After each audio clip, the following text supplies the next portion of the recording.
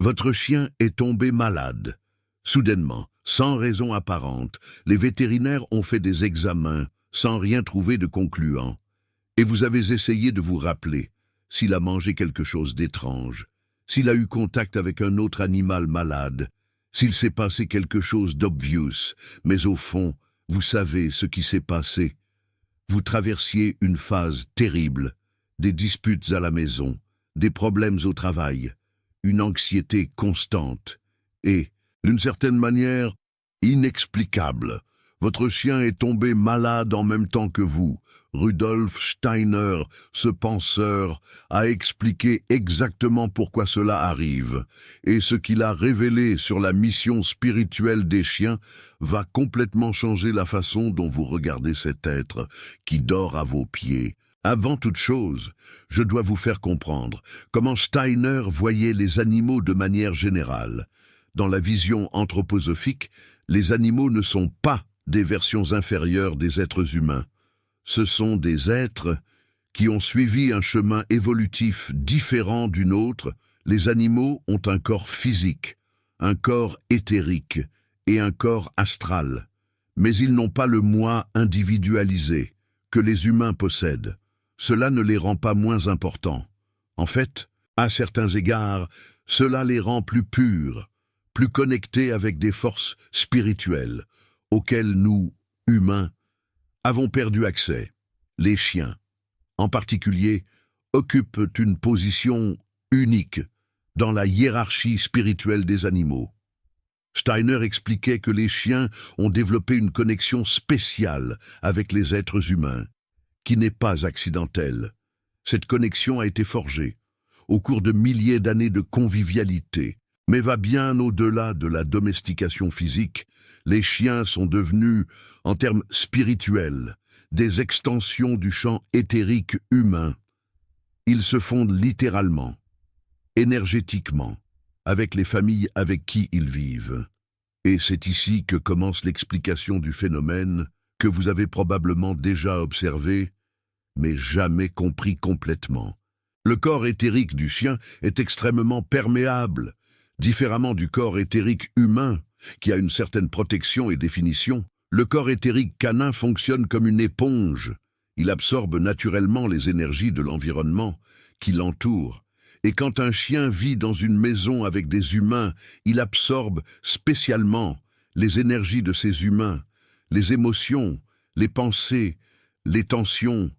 Tout cela est capté par le chien, au niveau éthérique. Steiner a décrit cela dans ses conférences sur la nature des animaux. Il a dit que les chiens sacrifient une partie de leur propre vitalité pour traiter les énergies négatives qu'ils absorbent de leur maître. C'est un processus involontaire. De leur part, le chien ne choisit pas consciemment de faire cela. C'est simplement sa nature spirituelle, de la même manière qu'une plante ne choisit pas de faire la photosynthèse. Le chien ne choisit pas d'absorber des énergies. Il le fait, simplement, et voici le problème. Quand les énergies que le chien absorbe sont trop intenses ou trop négatives, elles peuvent surcharger son système éthérique, et quand le corps éthérique est surchargé, cela se manifeste dans le corps physique comme une maladie. Parfois, ce sont des maladies vagues, difficiles à diagnostiquer, une léthargie inexplicable, des problèmes digestifs sans cause apparente, une perte d'appétit, des chutes de poils, une anxiété canine. Les vétérinaires font tous les examens et ne trouvent rien de mal physiquement, parce que l'origine n'est pas physique, elle est éthérique. Calmez-vous, parce que ce que je vais expliquer maintenant sur les types spécifiques d'énergie qui affectent le plus les chiens va vous aider à mieux protéger votre compagnon. Steiner a identifié que certaines émotions humaines sont particulièrement toxiques pour le corps éthérique canin. La rage est l'une d'elles. Quand il y a des disputes fréquentes dans une maison, des cris, des discussions intenses, le chien absorbe cette énergie de rage et elle brûle littéralement son corps éthérique. Vous avez déjà dû remarquer comment les chiens sont effrayés pendant les disputes. Ils se cachent, ils tremblent. Parfois, ils urinent de peur. Mais ce que vous ne voyez pas, c'est le dommage éthérique qui est en train de se produire en eux. À ce moment-là, le ressentiment choronique est un autre type d'énergie, extrêmement préjudiciable, différemment de la rage, qui est explosive. Et passe. Le ressentiment est une énergie constante, persistante, corrosive. Une personne qui vit dans un état de ressentiment permanent émane constamment cette énergie. Et le chien qui vit avec cette personne absorbe constamment cela. Avec le temps, ce ressentiment accumulé dans le corps éthérique du chien peut se manifester comme des tumeurs, des problèmes cardiaques ou des maladies auto-immunes. La dépression affecte aussi profondément les chiens. Quand un humain est déprimé, son corps éthérique est affaibli, avec des trous, avec des fuites d'énergie vitale. Le chien perçoit cela et essaie de compenser en donnant une partie de sa propre énergie éthérique à son maître.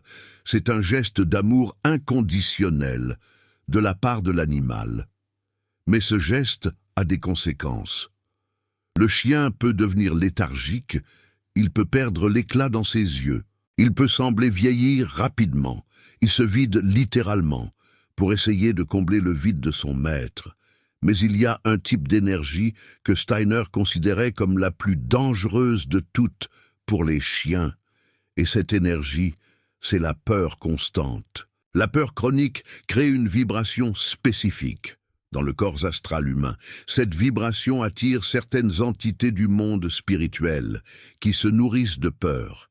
Steiner les appelait des êtres ahrimaniens. Et quand ces entités sont autour d'une personne medrosa, le chien les perçoit. C'est pourquoi les chiens aboient parfois dans le vide, regardent fixement des coins vides, semblent voir quelque chose que vous ne voyez pas. Dans de nombreux cas, ils voient ou sentent ses présences. Et le chien, dans sa loyauté instinctive, essaie de protéger son maître de ces entités. Il absorbe une partie de l'énergie de peur pour essayer de diminuer l'attraction que le maître exerce sur ces êtres. Il aboie pour les faire fuir. Il se place physiquement entre le maître et la présence qu'il perçoit.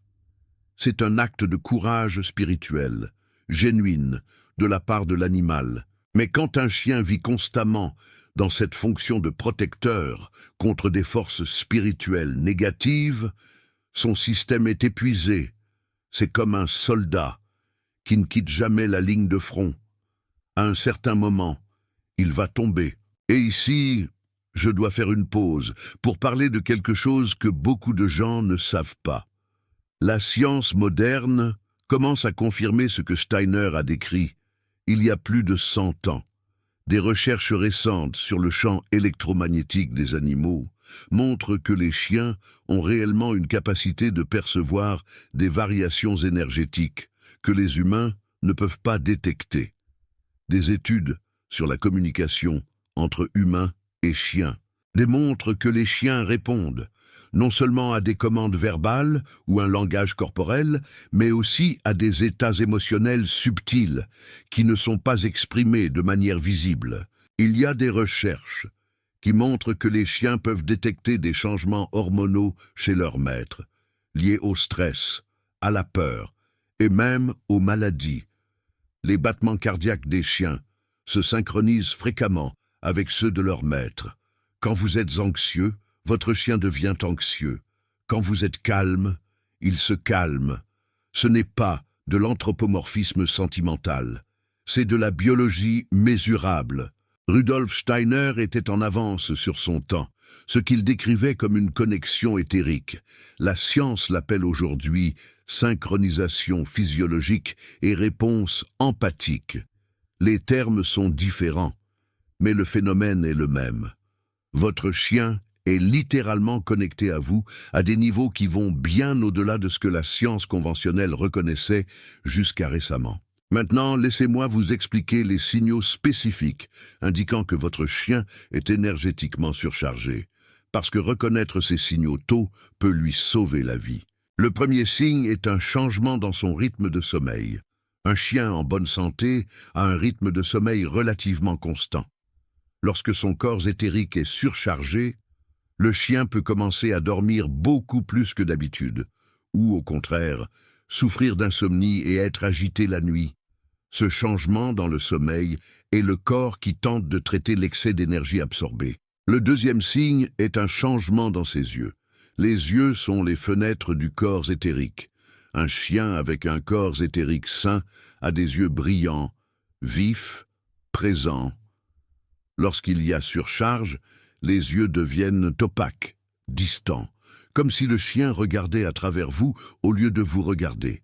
Certaines personnes décrivent cela comme si le chien avait l'air triste sans raison apparente. Le troisième signe est la recherche d'isolement. Les chiens sont naturellement sociaux. Quand un chien qui normalement veut être près de vous commence à s'isoler, à se cacher, à éviter le contact, il peut essayer de se protéger contre l'absorption de plus d'énergie négative. C'est une forme d'autopréservation instinctive. Le quatrième signe est un comportement obsessionnel. Se lécher les pattes compulsivement, se gratter sans arrêt, se mordre la queue, tourner en rond. Ces comportements répétitifs sont des façons pour le chien d'essayer de dissiper l'énergie accumulée.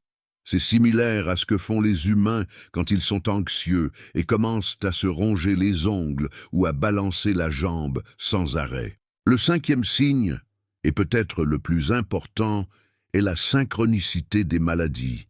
Si vous remarquez que chaque fois que vous tombez malade, votre chien tombe aussi malade, ou chaque fois que vous traversez un stress intense, il développe des problèmes.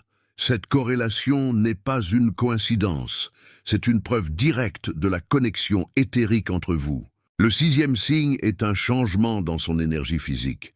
Un chien énergétiquement surchargé peut sembler plus lourd, plus lent, même s'il n'a pas pris de poids. Certains propriétaires décrivent cela comme si le chien semblait porter un poids invisible.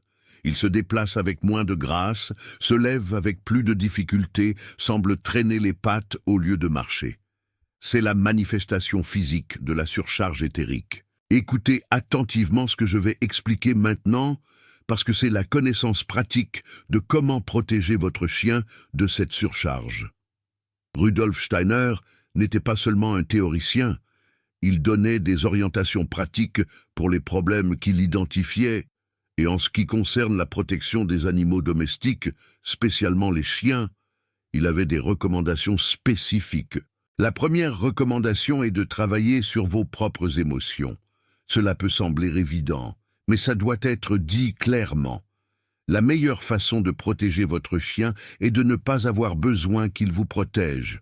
Cela signifie faire le travail intérieur nécessaire pour traiter votre propre colère, votre propre ressentiment, votre propre peur. Plus votre champ éthérique est propre, moins votre chien a besoin d'absorber. Steiner recommandait des exercices spécifiques pour la purification émotionnelle. L'un d'eux est la rétrospective quotidienne qu'il a enseignée dans de nombreux contextes. Avant de dormir, passez en revue votre journée de l'arrière vers l'avant. Observez les moments où vous avez ressenti de la colère, de la peur, du ressentiment. Ne jugez pas, observez seulement. Ce simple exercice, fait constamment, et commence à dissoudre les charges émotionnelles accumulées avant qu'elles n'affectent votre chien. La deuxième recommandation est de créer des moments de nettoyage énergétique pour le chien. Steiner parlait du pouvoir purificateur de la nature.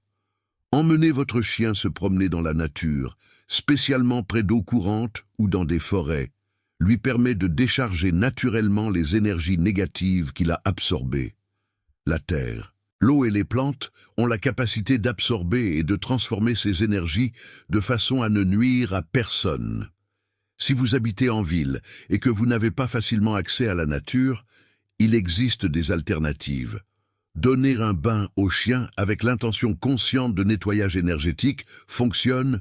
L'eau, comme je l'ai expliqué dans d'autres vidéos, a des propriétés spirituelles uniques. Pendant que vous donnez un bain à votre chien, visualisez l'eau emportant toute l'énergie négative qu'il a absorbée. Ce n'est pas de la superstition. C'est l'utilisation consciente de propriétés éthériques réelles. La troisième recommandation est d'établir des limites énergétiques claires.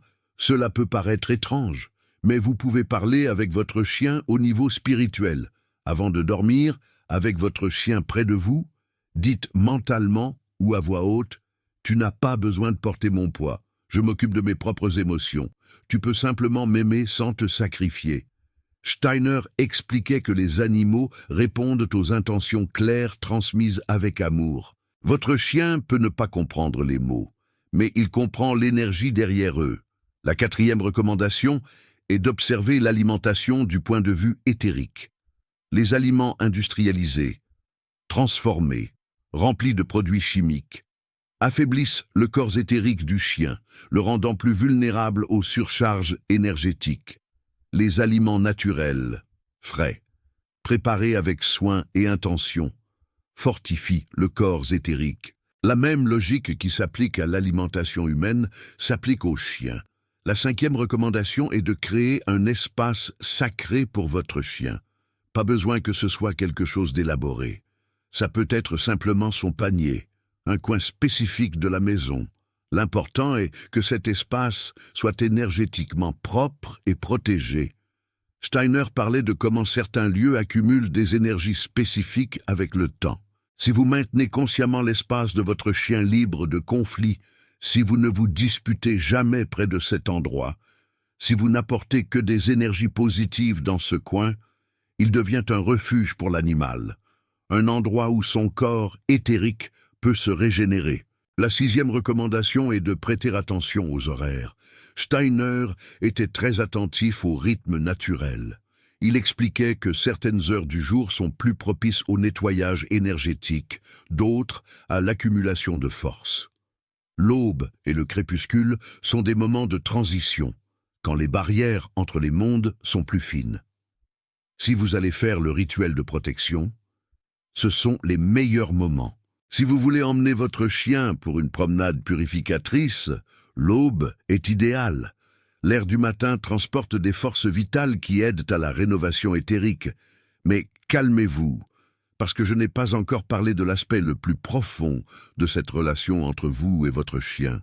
Steiner expliquait que la relation entre un humain et son chien est rarement accidentelle. L'anthroposophie considère qu'il existe des liens karmiques entre les êtres humains et les animaux qui croisent leur chemin.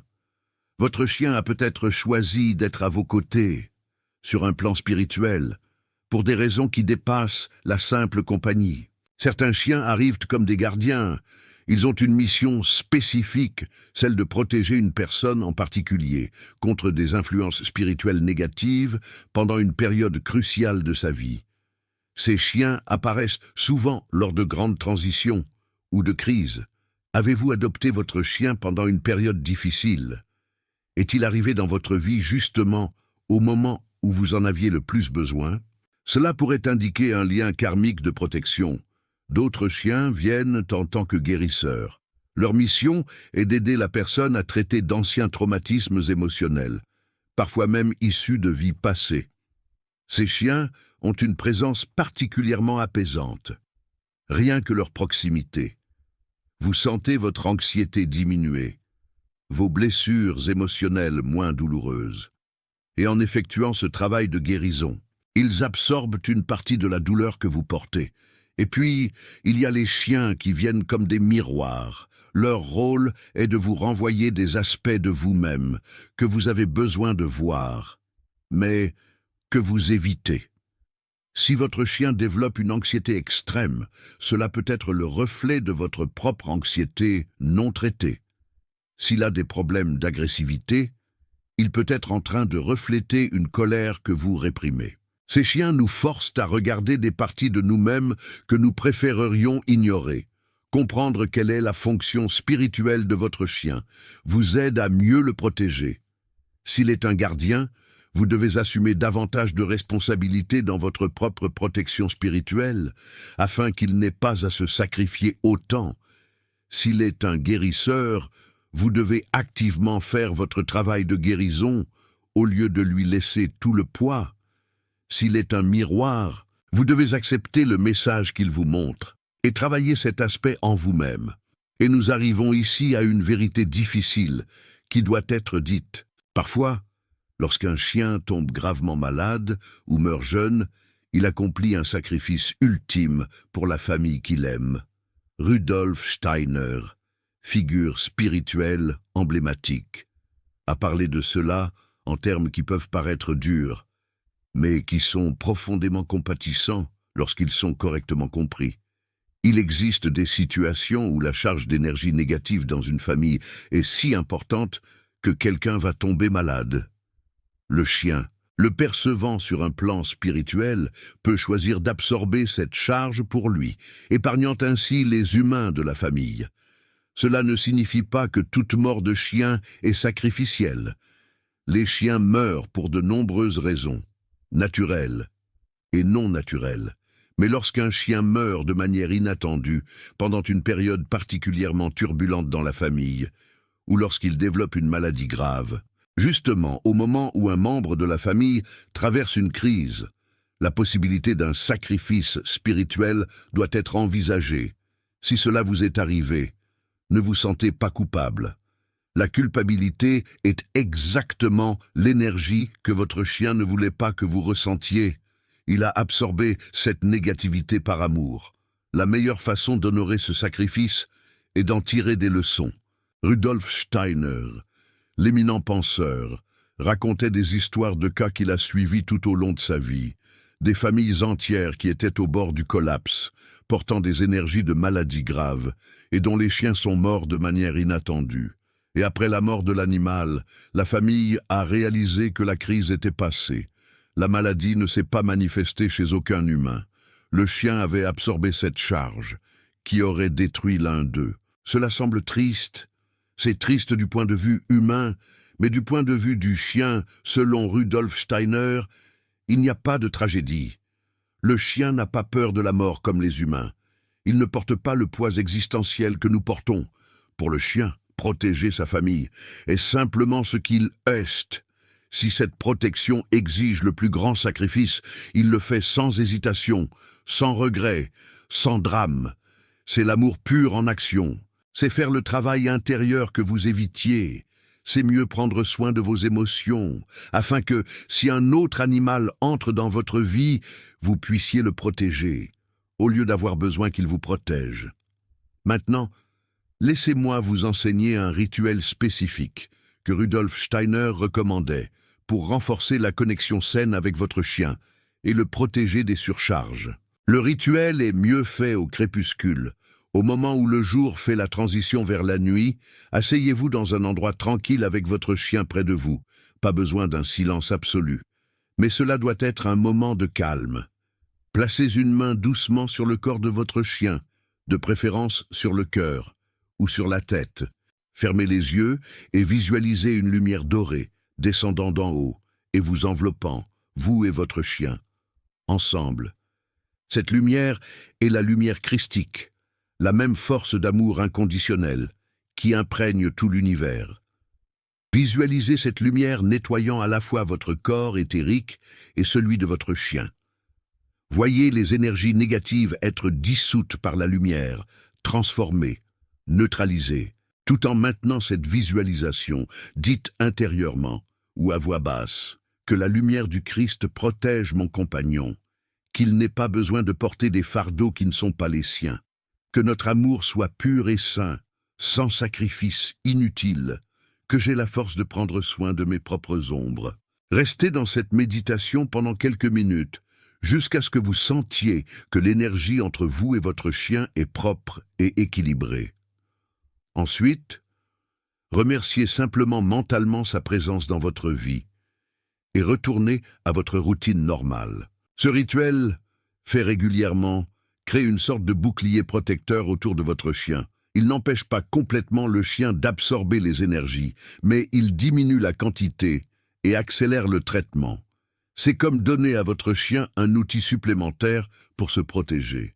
Mais il y a un élément crucial que beaucoup de gens oublient lorsqu'ils parlent de la protection spirituelle des animaux. L'énergie de la maison compte autant que l'énergie des personnes. Rudolf Steiner expliquait comment les environnements sont imprégnés des énergies des actions et des émotions qui s'y déroulent. Une maison où il y a des disputes fréquentes est littéralement imprégnée d'énergie de conflit.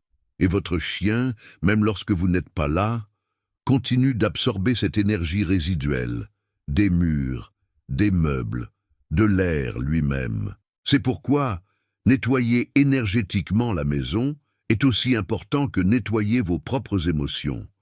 Il existe plusieurs façons de faire cela. Rudolf Steiner recommandait l'utilisation de plantes vivantes à la maison, en particulier les plantes aromatiques. L'énergie vitale des plantes aide à neutraliser les énergies négatives résiduelles. Il parlait aussi de l'importance d'ouvrir les fenêtres régulièrement, de laisser entrer la lumière solaire, de maintenir la maison aérée et libre d'accumulation. Certaines traditions utilisent l'encens ou la fumigation pour le nettoyage énergétique. Et Rudolf Steiner n'y était pas opposé, à condition que cela soit fait avec une intention correcte, et non comme une superstition vide. L'important est la conscience derrière l'acte, pas l'acte en soi. Vous pouvez purifier l'énergie d'une pièce simplement en y entrant, avec l'intention claire de nettoyage, et en visualisant la lumière dissolvant toute négativité accumulée. Et maintenant, je dois aborder un aspect que vous ne voudrez peut-être pas entendre. Certaines personnes ont des chiens qui tombent malades répétées fois. Quoi qu'elles fassent, elles les emmènent chez le vétérinaire, changent leur alimentation, font des rituels, méditent, et malgré tout, le chien continue de tomber malade. Lorsque cela se produit, il faut se regarder honnêtement et se demander « Suis-je vraiment en train de faire mon travail intérieur ou suis-je simplement en train de transférer la responsabilité sur des pratiques extérieures ?» Il est tellement plus facile d'allumer un encens que d'affronter sa propre colère. Il est tellement plus simple de faire un rituel de protection que de pardonner à cette personne qui vous a blessé. Il est tellement plus confortable de visualiser une lumière dorée que de regarder les parties de vous-même qui génèrent l'obscurité. Rudolf Steiner était implacable sur ce point. Il disait que les pratiques externes, sans transformation intérieure, sont du théâtre spirituel. Et si vous faites toutes les pratiques correctes, mais que votre chien continue de tomber malade, le problème ne vient probablement pas des pratiques. Il se trouve en quelque chose à l'intérieur de vous que vous ne voulez pas encore voir. Ce n'est pas pour vous faire sentir coupable, c'est pour vous donner de la clarté. Si votre chien tombe malade de manière répétée, utilisez cela comme un appel à une investigation intérieure plus profonde. Demandez-vous avec honnêteté, « Qu'est-ce que je porte qui est trop lourd, même pour mon chien à supporter ?» Parfois, la réponse est un trauma ancien non traité. Parfois, c'est une relation toxique que vous insistez à maintenir. Parfois, c'est un travail qui vous détruit, mais vous avez peur de partir. Parfois, c'est une vérité sur vous-même que vous évitez depuis des années. Votre chien, dans sa sagesse instinctive, vous montre que quelque chose doit changer. Sa maladie est le message. Êtes-vous en train d'écouter ? Et cela me mène au point le plus important de tout ce dont nous avons discuté aujourd'hui. Le plus grand cadeau que vous puissiez faire à votre chien, ce n'est pas de la nourriture chère, ce ne sont pas des jouets, ce ne sont pas de longues promenades. Le plus grand cadeau, c'est votre propre santé émotionnelle et spirituelle. Plus vous travaillez sur vous-même, plus vous processez vos propres émotions, plus vous vous responsabilisez de votre propre énergie. Moins votre chien a besoin de se sacrifier pour vous. Pensez à cela comme à une économie domestique d'énergie, si vous générez constamment de l'énergie négative à travers la colère, le ressentiment, la peur et la dépression, et que votre chien absorbe constamment cette énergie. Vous êtes tous les deux en déficit perpétuel. Mais si vous commencez à générer plus d'énergie positive, à traiter vos émotions de manière saine, à maintenir votre corps éthérique propre, votre chien n'a plus besoin de travailler autant. Il peut simplement être un chien, vous aimant sans se détruire dans le processus. Et vous savez ce qui arrive quand cela change ? Votre chien éclot. Il devient plus vivant, plus joueur, plus sain. Le pelage brille davantage. Les yeux retrouvent cet éclat que vous ne vous souveniez peut-être même plus qu'il avait. Il dort mieux, mange mieux, vit plus longtemps. Et le plus beau, l'amour entre vous devient plus pur, plus léger, plus joyeux, parce que ce n'est plus un amour basé sur le sacrifice, mais un amour basé sur la présence mutuelle. Rudolf Steiner avait une phrase qui résume tout cela. Il disait que les animaux sont nos frères cadets dans le voyage évolutif, et qu'en tant que frères aînés, nous avons la responsabilité de prendre soin d'eux, pas de les exploiter. Quand vous laissez votre chien porter vos énergies négatives indéfiniment, vous êtes, sans le vouloir, en train d'exploiter son amour. Vous utilisez son dévouement inconditionnel pour éviter de faire votre propre travail. Et ce n'est pas juste pour lui. Si vous êtes arrivé jusqu'ici dans cette vidéo, cela signifie que vous vous souciez vraiment de votre chien. Cela signifie que vous voulez comprendre ce qu'il fait pour vous et comment le protéger. Cet amour est réel et il est précieux. Mais maintenant, vous avez une connaissance que la plupart des gens n'ont pas. Et avec la connaissance vient la responsabilité. Chaque vidéo comme celle-ci demande une recherche profonde dans les archives de Rudolf Steiner, la traduction de concepts ésotériques en langage accessible, et le courage de parler de thèmes que la plupart évitent. Si vous sentez que cette connaissance a de la valeur, le Super Thanks juste en dessous est une façon de dire que ces vérités méritent d'être partagées. Ce n'est pas seulement un soutien financier. C'est vous qui dites que ce type de contenu doit exister. Maintenant, pour conclure, laissez-moi vous donner un résumé pratique de ce que nous avons appris aujourd'hui. Premièrement, votre chien absorbe naturellement les énergies négatives de l'environnement, et spécialement les vôtres. Ce n'est pas une métaphore, c'est une fonction réelle du corps éthérique canin. Deuxièmement, les énergies comme la colère, le ressentiment, la peur et la dépression sont spécialement nuisibles pour les chiens. Si vous vivez constamment dans ces états, votre chien en paie le prix. Troisièmement, les signes de surcharge incluent des changements dans le sommeil, des yeux ternes, la recherche d'isolement, des comportements obsessionnels et la synchronicité des maladies avec les vôtres. Quatrièmement, pour protéger votre chien, travaillez vos propres émotions, emmenez-le dans la nature régulièrement, donnez-lui des bains avec l'intention de nettoyage, établissez des limites énergétiques claires et soignez son alimentation. Cinquièmement, faites le rituel de protection avec la lumière dorée régulièrement, spécialement en période de stress. Sixièmement, nettoyez l'énergie de votre maison, autant que vous nettoyez vos propres émotions. Septièmement, et le plus important, le plus grand cadeau que vous pouvez faire à votre chien, c'est votre propre santé émotionnelle et spirituelle. Si votre chien est déjà mort et que vous suspectez que ce fut un sacrifice pour vous, ne portez pas de culpabilité. Honorez cet amour en faisant le travail intérieur qu'il vous a montré qu'il était nécessaire. Si votre chien est vivant et en bonne santé, n'attendez pas qu'il tombe malade pour commencer à prendre soin de votre propre énergie. Et si votre chien est malade maintenant, utilisez ce message comme l'appel qu'il est. Quelque chose en vous a besoin d'être regardé. Votre chien vous montre le chemin. Maintenant, dites-moi dans les commentaires, votre chien est-il déjà tombé malade juste après une phase difficile pour vous? Percevez-vous une corrélation entre l'état émotionnel de la maison et sa santé? Partagez votre histoire. Je lis tous les commentaires et réponds dans les premières heures.